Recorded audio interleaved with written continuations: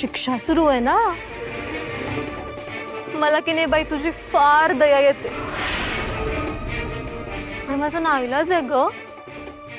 रमाई रागवेल ना.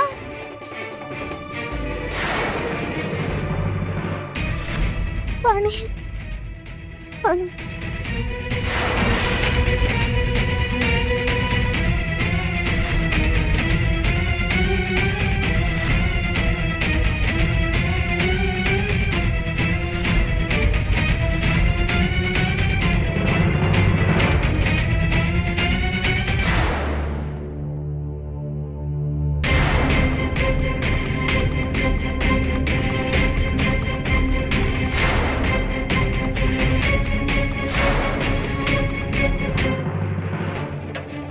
अगं बाई, ही अशी कशी उभी आहे? पडत कशी नाहीये ही?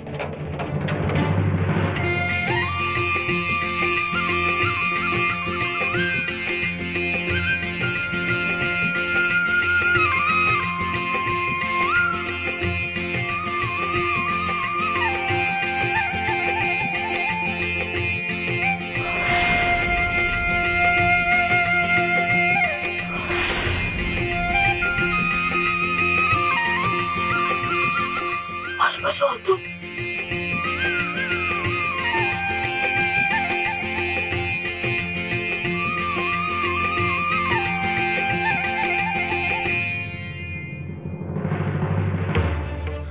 अगं बाई,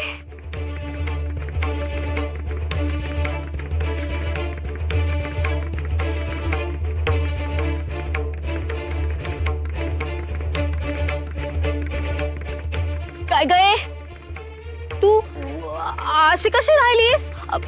अशी अशी कसं काय? असं कसं होईल?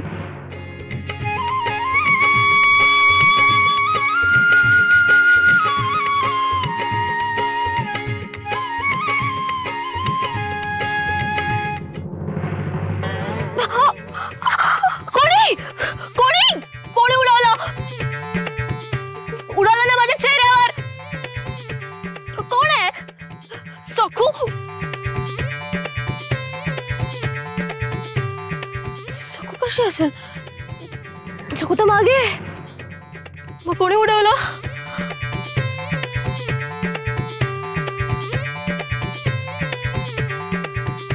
या खोलीतून कोणी चेटुक तर केलं नाही ना?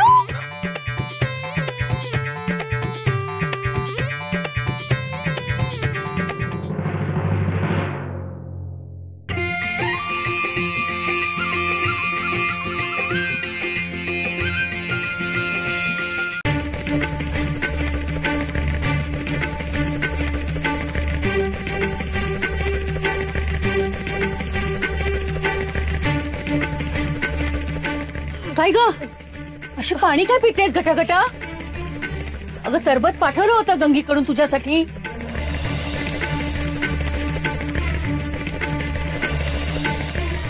सरबत होत हो, ते उडालं. हा नाही, ते पडलं. नाही नाही नाही, उडालं. अगं अशी बावचळल्यासारखी काय करतेस? काय झालं? एवढी का घाबरलीस? बरी आहेस ना?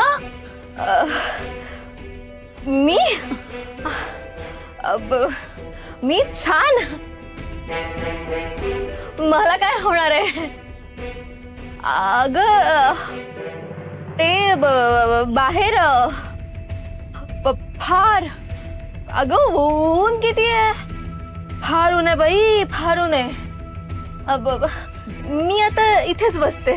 अगं पण जाऊबाईंनी तुला सांगितलंय ना सखूवर लक्ष ठेवायला. ते इथे बसून कसं ठेवणार?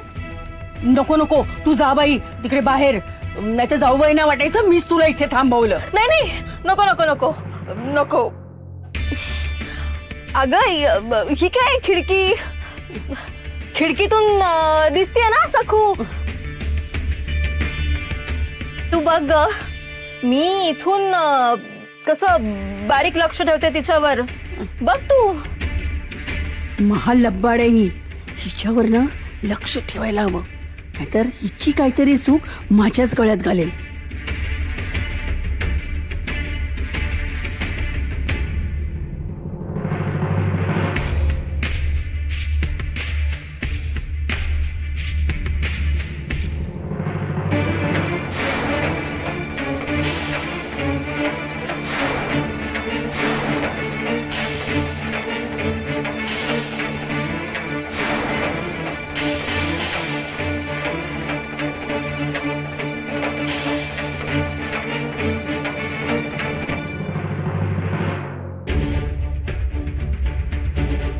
काय ग, आता काय झालं? अगं नको ग, सारखं काय ते असं कुचत तोंड बघायचं. मी बघीन, मधून मधून बघीन.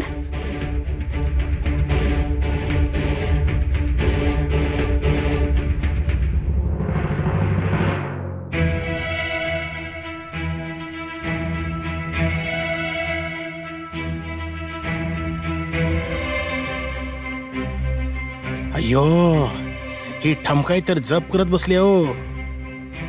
आता काडी टाकून उडवू कसा, फडका बनतो मी.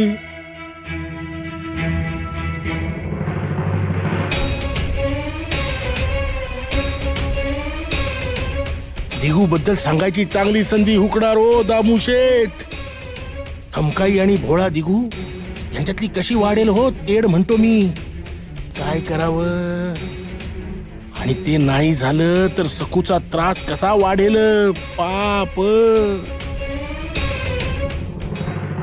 मुनीमजी, काय एवढे कासावीस झालाय? बोला काय ते. नुसतं घुटमळून काय होणार आहे? बोला बोला. ते म्हणजे बाईसाहेब, ते हिशोबाचे काही कागद सापडत नाही तो. तेच मालकांना विचारायचं होतं. मला वाटलं तुमच्याशी बोलत असतील इकडे मालक. म्हणजे दिगू पेढीवर नाहीये? नाही ना, कुठेतरी गेले असतील. हरकत नाही, आले की मी विचारतो त्यांना. थांबा, दिगू पेढीवर नाही मग गेला कुठे? मलाही काही सांगितलेलं नाही त्यांनी. तुम्ही सरळ बाबाजींकडे जावं, नाही म्हणजे त्यांना केव्हा दिसणार, ते केव्हा येणार, आणि छोट्या मालकीबाईंची केव्हा होणार सुटका म्हणतो मी. नाही म्हणजे मलाही कल्पना नाही हो कुठे गेलेत त्याची. पण बाबाजींना भेटायचंय असं काहीतरी पुटपुटत होते हो. आहे, पण तुम्हाला न विचारता कसे जातील ते? नाही, काही सांगता येत नाही हो. म्हणजे माणूस भावनेच्या भरात कसाही वागतो. त्यात त्यांची पत्नी उन्हात उभी आहे ना, वय नाहीये तिचं अजून, म्हणून विचारायला गेले असतील कधी सुटका होणार ते छोट्या मालकीनबाईंची. हरकत नाही, मी जातो पेढीवर परत. ते आले की मग मी विचारीन त्यांना. आला की मला भेटायला सांगा. सांगतो.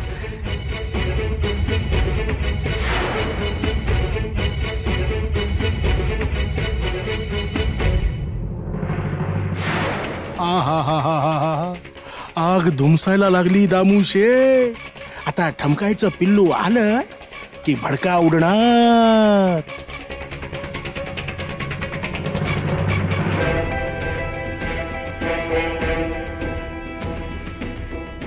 आलेच महाराज.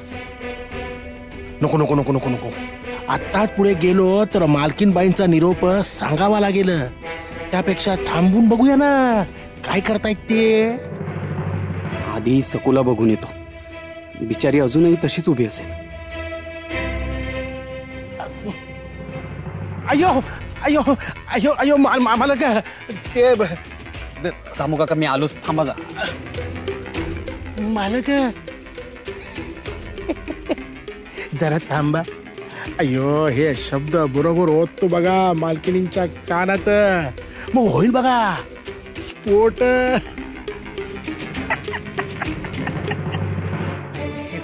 मालकीनबाई ते मालक आले बरं. मी निरोप दिला, तुम्ही बोलावलंय, पण जरा थांब म्हणाले.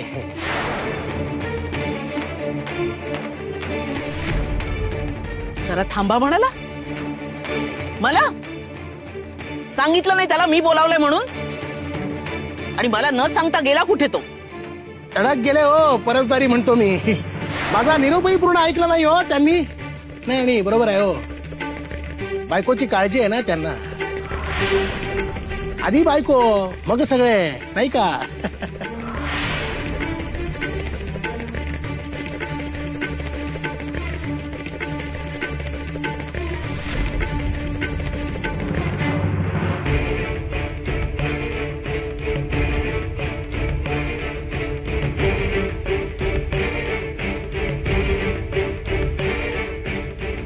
सखू, ही काय अवस्था झाली तुझी?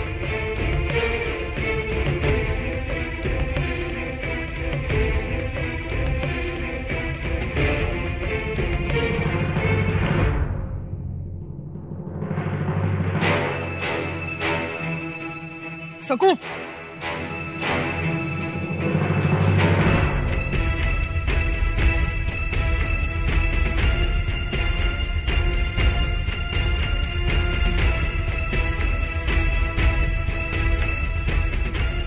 अहो, तुम्ही आलात? दिगू,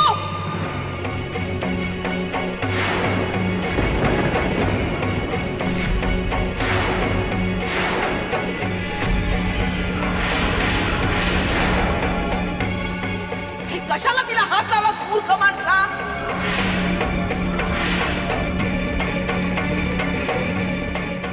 अरे ती दुष्ट शक्तीच्या तावडीत आहे. हिला हात लावलास ना तर तूही भ्रष्ट होशील. इतका काय या मुलीच्या आहारी गेलायस? बाकी तुला काहीच दिसत नाही. मला न सांगता बाहेर गेलास आणि आलास तू थेट हिच्याकडे आलास. लाज शरम काही कोळून प्यायलास का तू? अगं बाई, एवढ्या मोठ्याने जाऊबाईंचा आवाज? काहीतरी भयानक घडलेलं दिसतंय.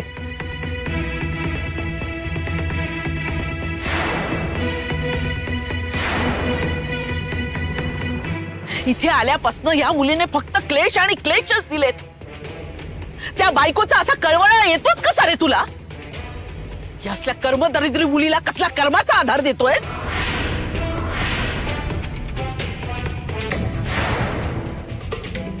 त्यामुळे तिचा उद्धार होणार नाहीये, पण तू गर्तेत जाणार आहेस आणि आम्हालाही घेऊन बुडणार आहेस.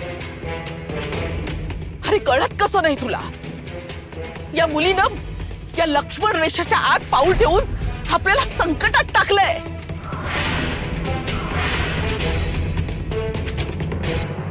इथे असलेल्या अतृप्त आणि भयानक शक्ती जर जाग्या झाल्या तर आपलं काय होईल दिगू?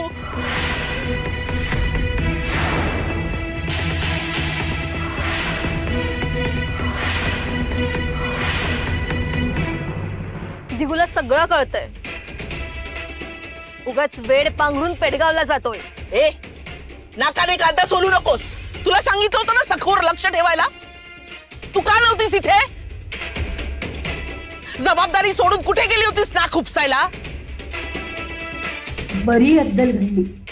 इथं जाता नाक वर करून अशा मुला बोलत असते. आणि तू रे दिगू, बाबाजींना भेटायला गेला होतास ना तू परस्पर, मला न सांगता? आणि आल्यावर सुद्धा मुनीमजींकडे मी निरोप दिला होता, मला भेटायला सांगा. तो जरा थांबा असं म्हणालास. मला म्हणालास जरा थांबा? कशासाठी?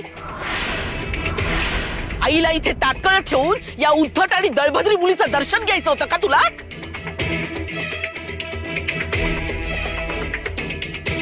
नाही अगं रमाई, सबाबी सांगू नकोस.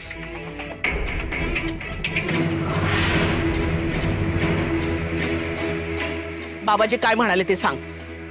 बाबाजी प्रत्यक्ष भेटलेच नाही, पण भैरूनी सांगितलं की इथे जे काय घडलंय ते बाबाजींनी त्यांच्या दिव्य दृष्टीने मी तिथे पोहोचण्याआधीच पाहिलंय.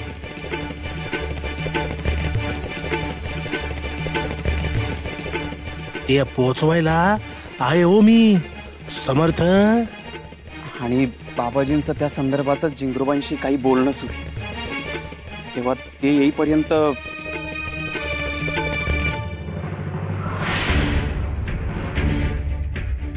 नाही नाही काही नाही. अर्धवट बोलू नकोस, काहीही लपू नकोस दिगू.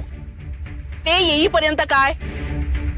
काही नाही, चुकून काहीतरी. बाबाजी चुकून असं काहीही बोलत नाहीत. ते येईपर्यंत काय? ते येईपर्यंत सखूने असंच एका पायावर उभं राहायचं, एका पायावर उभं राहायचं.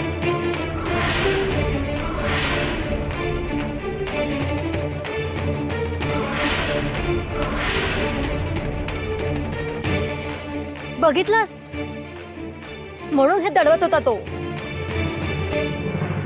बघताय ना तुम्ही सगळे, बाबाजी सर्वज्ञानी आहेत आणि याची प्रचिती ते सतत देत असतात. आपल्यासाठी ते गुरु जिंगरूबाशी बोलतायत, आपल्यासाठी ते स्वतःच त्रास सहन करतायत. आपल्याला लाज वाटायला नको?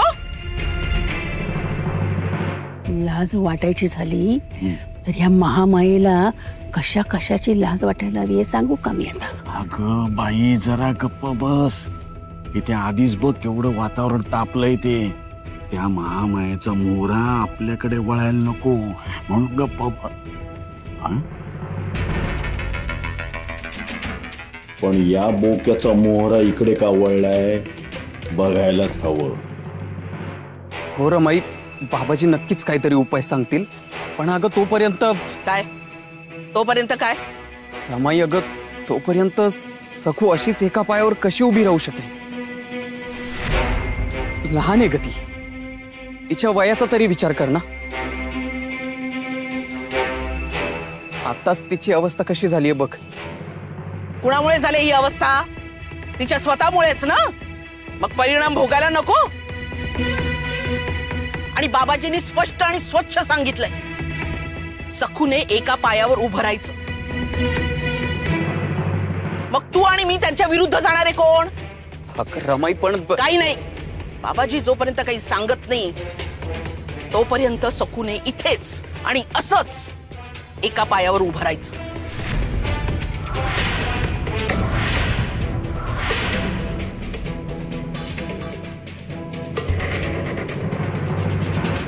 चला आता सगळ्यांनी. तिच्या आजूबाजूला कोणी दिसायला नको. झिंगरूबाज काय ते लक्ष ठेवतील हिच्यावर. निघू, चला आत.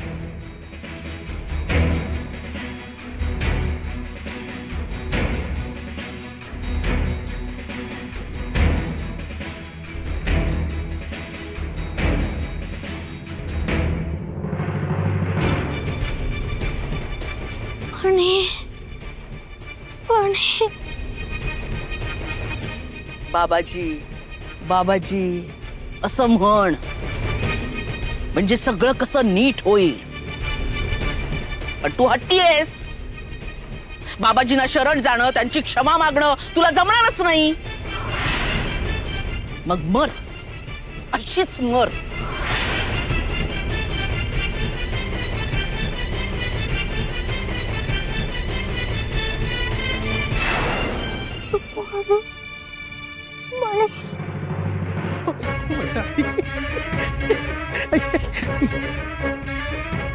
चांगलीच अद्दल घडवली ठमकाईनी.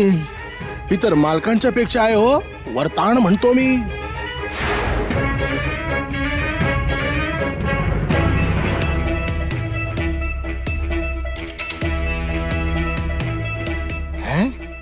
हा का डोळे दाखवतोय इथे उभा राहून?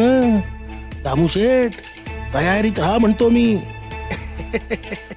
कुठे कुठे काय डोक्यात डोक्यात कुठला डाव चालू आहे बघतोय ना मी. मुनीमजी, तुम्ही मला हलक्यात घेण्याची चूक करू नका.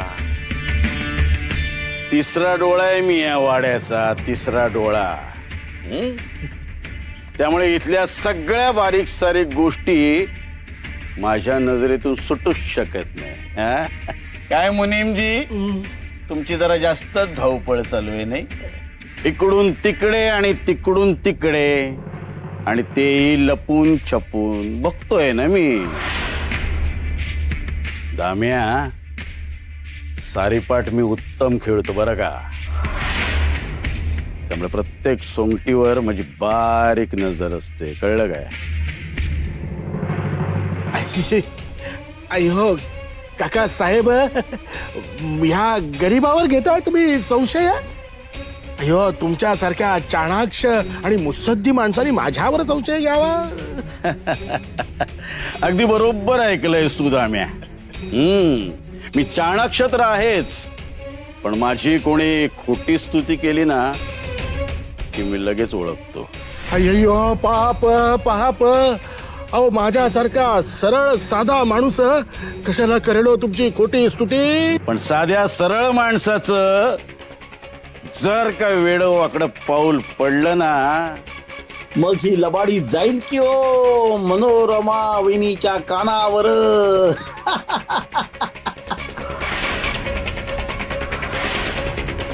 ज्या गावच्या बोरी त्याच गावच्या बाभळी.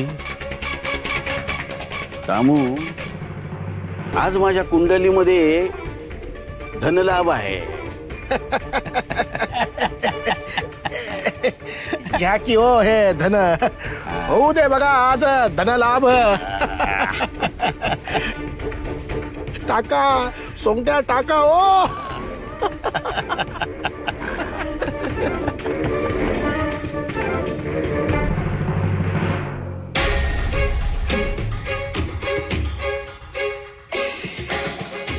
अयो मालक, ते चोपडी घेऊन बसायचं का हो? हिशोबाला म्हणतो मी.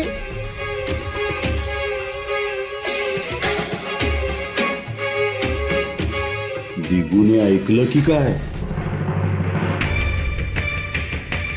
बाबाजी कधी येणार, कधी उपाय सांगणार आणि सकूची सुटका कधी होणार, बघवत नाहीये बिचारीची अवस्था.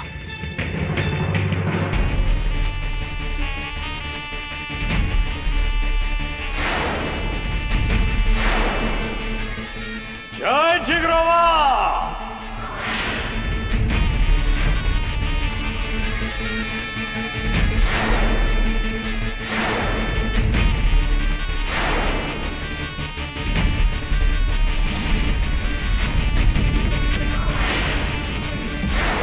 जय जिगरोबा.